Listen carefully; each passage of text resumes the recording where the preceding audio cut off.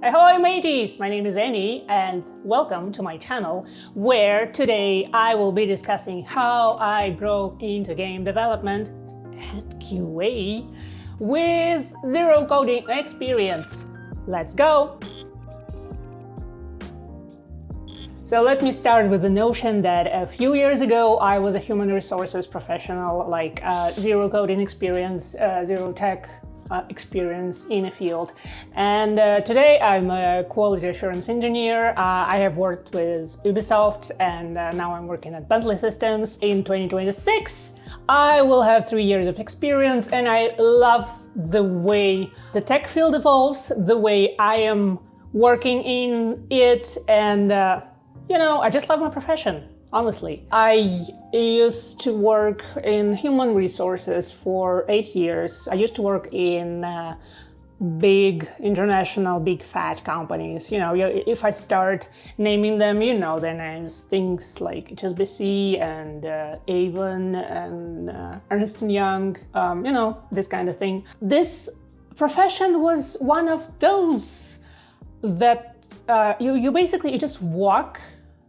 You just go to the office, you do your job, your regular 9 to 5. You don't hate it, but you also don't love it. Your life is just, plain and simple. You just do your job and you try to do your best. I'm doing my best, okay?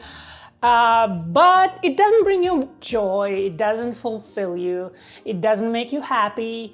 I thought that all people live like that. I thought that that's what we do, that's what adults do, that's what grown-ups do. They just do their job, pay their bills. For most people, that notion is probably correct. So you basically, have your job and you don't have to love it, you have to love the lifestyle it buys you. But I always felt there might be something else. That feeling I had towards my profession was probably that, not that I felt stuck in a way, but that was definitely not the way I saw myself. It was not something that, gave me butterflies. Also, I always have had that passion towards games and tech. I know how to assemble computers. I knew that since I was age 12 and I was, the go-to person in my neighborhood to tinker this tech stuff for people who didn't know a thing about it. I felt that I was kind of like too stupid for working in tech and for working in IT. So I never really gave myself a permission to pursue it. Yeah, also HR, human resources, very acceptable for a woman, especially for a woman living in Kazakhstan, where I am personally from. We moved to Canada in 2021. So all my professional life before that was in Kazakhstan and it was in HR. My English is not English in today. And I always have been passionate about games. But the game industry basically didn't exist in Kazakhstan back in the day, and as far as I know, it's not really booming right now as well. It's the end of 25. After we moved to Canada, it was really logical, a good move for me to probably continue my work as an HR. I was pretty versed in all types of, human resources professions, starting from recruiting and through KPI and learning and development stuff. But I moved to Canada and suddenly I realized that all the companies I really loved, and all those dreamy companies like Ubisoft, like Electronic Arts, like Bethesda, like you name it, are here. And I really now have a chance to try and to apply. And the only thing, as I thought, the only thing that I need to do is just apply. Press the apply button, and yeah, I'm there. Coffee break. I hope you see that this mug is in the shape of pumpkin. So when we moved, I knew I'm gonna switch careers, but also I understood that like the fresh immigrant, even with a good level of English and work history, might not be the the most desirable candidate for basically any position in Canada because I have zero Canadian work experience and I do understand that it might be a problem. Several jobs I switched after I have just moved. I, started working as a barista at Starbucks, and then I worked as a legal assistant at lawyer's office. And then all of a sudden I got a position as the tech support at Shopify. When that happened, I thought, wow, this is it. I got this. This is my golden ticket and I'm gonna do my best. And I'm gonna do and work so much that I'm gonna be noticed, overwork, gonna be noticed and gonna be, eventually promoted to, permanent position. And I will try to, educate myself, learn to code, and eventually, transition to coding. So that was my perfect plan. But I got pregnant. Plot twist, I get pregnant. It's a good plot twist, by all means, but the contract that I was in, Shopify, was not permanent. It just so happened, it just all came together to a point where my contract was ending at the moment where I went into labor. I physically couldn't continue working and transfer to a permanent position after I just gave birth with, no support with anyone else here because we were all alone in Canada, just me and my husband and my newborn. So yeah, I understood that I have to start all over again. In winter of 2023, it was January, I enrolled into General Assembly coding bootcamp for a full stack developer position. Can I call this position? With the baby on my hands and, close to zero understanding of what JavaScript is, I started that journey and that was a 3-month-long program. I enrolled in January, we started studying in March, so March, April, May, and in late May I graduated. Like right away, right after I graduated, I gave myself 1 day to have a little bit of rest. And I started applying at jobs. So to give you a better understanding of the position I was in when I started applying for jobs, I learned all the basics at General Assembly Bootcamp. I learned JavaScript, Node.js, MongoDB, React.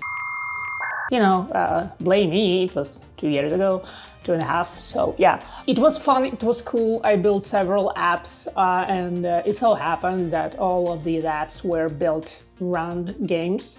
I built 2 Tetrises. Can you say Tetrises? Is that a plural? I don't know. Should be. I built 2 different Tetrises. I built a basic snake game. I built a social network for gamers, of course.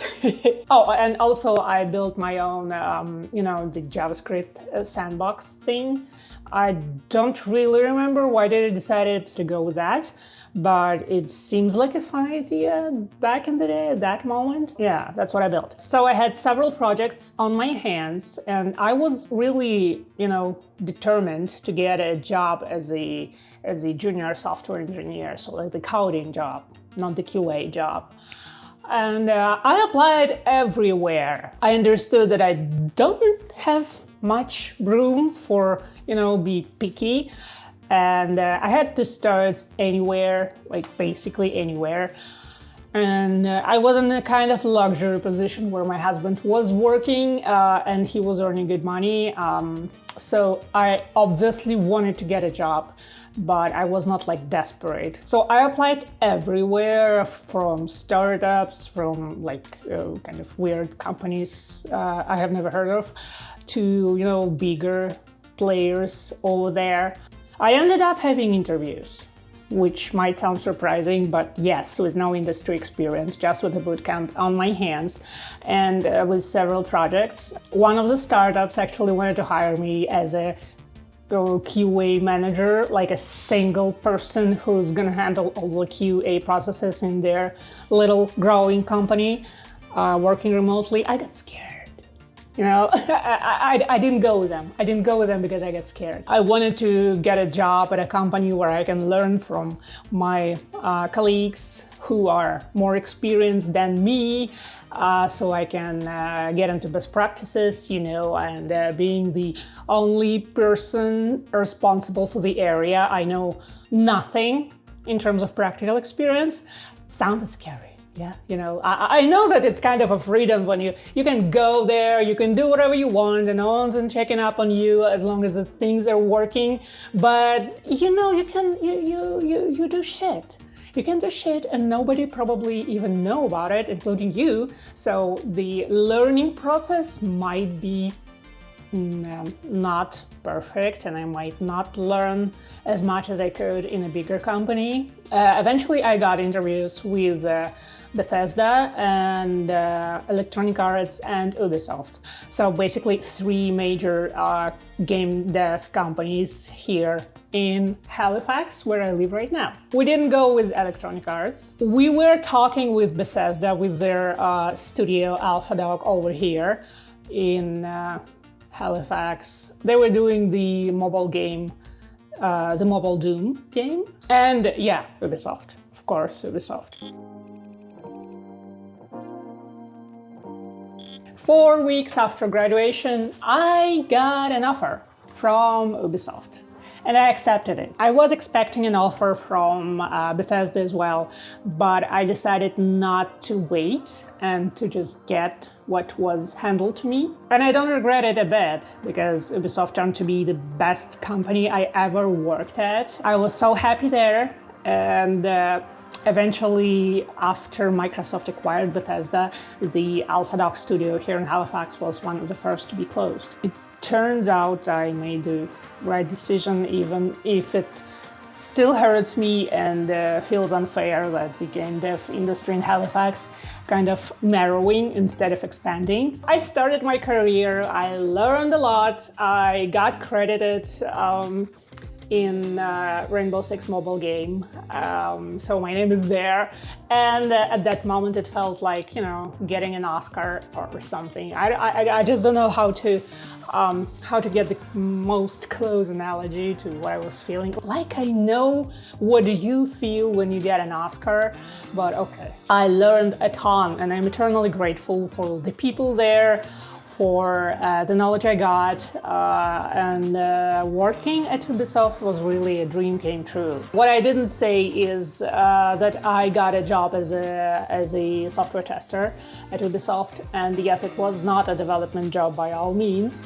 I'm just reminding you that that was my initial goal. But you know, when a dream company calls you and offers you a job, you just go.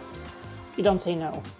And that's what I did. Eventually, I started learning C++ on my own, and I got some ideas for my own game, so that's what I started doing in my spare time. I have zero explanation, but I just love C++. It's my love language. I love C++ and Vim, and yeah, I'm ready for all the hate comments, but sorry, not sorry. It's just love. You don't argue with that. I have butterflies from C++. I started learning automation in Cyprus at Ubisoft as well, and I was putting all efforts to, you know, automate stuff in the studio. Yeah, eventually things led me to changing jobs. So our family was going through a really harsh time, and that luxury situation I told you about changed, and my husband lost his job. So I became the only breadwinner in the family, and that led me to searching for a higher paying job. So I ended up working at Bentley after a year and a half at Ubisoft. I was hired as a software tester again at a big, technological civil company that makes big, huge geological projects. And it's very serious for me, because everybody used to say, like, you cannot find a job after games. That experience is very, narrow and specific. So it's really hard to, transfer. I transferred. I kind of pivoted again. You know, I'm a queen of pivot. So, yeah, I switched to Bentley, and that led me to switching my languages to Python. And basically I started working towards learning Playwright for automation, obviously. And yeah, but C++ and, you know, developing my own little game on the side, still standing. And I still consider being an indie developer as well, even though I still don't have a game on my hands to show anybody. But just don't take that away from me, okay? Thank you. So, folks, what I want to say is that since I am here and I came through all that weird career-changing stuff, and I've seen things. I've seen people doing that stuff and not succeeding. Some of them were succeeding. I succeeded. And I never considered myself too smart, as you probably remember. But what I can say from, like, you know, almost 3 years in tech is that you don't need experience to start, you just need persistence. You just need persistence and the proof that you can learn. If you have a project on your hands that you can show to the employer, it already, you know, puts you basically 90% ahead of the other candidates that are applying, that want to get a job, that are saying that, oh my God, they're gonna thrive, they're the company, just give me a chance. But they have nothing to show, nothing to prove. With you having some stuff that you can show them, that actually proves that you already built something, you already understand what work entails, even on a very basic level, but you do understand. That speaks volumes, and that will take you much farther than you think. So yeah, guys, if you're thinking you cannot get into game dev with no experience, I am the living proof that you can. So please subscribe if you want more, because I'm gonna share my journey, whether you like it or not. And I'm ready for any of your questions in the comments, and see you in the next video. Bye!